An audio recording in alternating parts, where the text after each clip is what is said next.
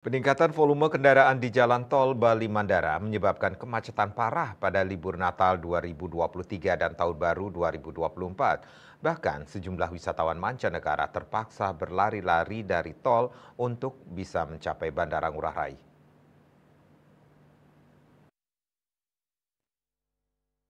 Mencegah berulangnya kemacetan parah di periode Natal dan Tahun Baru Nataru 2025 ini, Jasa Marga Bali Tol (JBT) telah menyiapkan rekayasa lalu lintas untuk mengurangi potensi penumpukan kendaraan.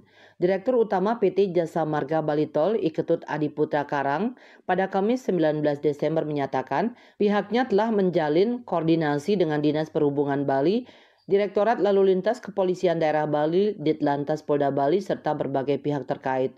Prosedur rekayasa lalu lintas telah disiapkan untuk menghadapi potensi kepadatan, khususnya di area strategis seperti Taman Bundaran Ngurah Rai dan Simpang Pesanggaran.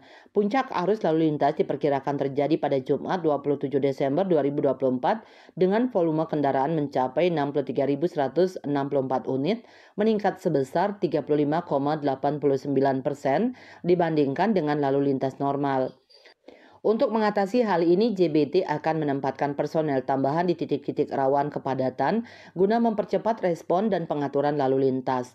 Satgas Operasional Nataru 2024-2025 Jasa Marga Bali Tol bertugas menjalankan prosedur sesuai standar operasional prosedur SOP yang telah ditetapkan. SOP tersebut mencakup aspek kesiapan operasional di gerbang tol, pemantauan jalur secara berkala, pemenuhan standar pelayanan minimal (SPM), hingga penanganan titik rawan kecelakaan. Fokus utama Satgas adalah pengendalian potensi kepadatan lalu lintas demi kelancaran perjalanan pengguna jalan. Untuk mendukung operasional, PT JBT menyiagakan armada selama 24 jam di seluruh ruas jalan tol Bali Mandara.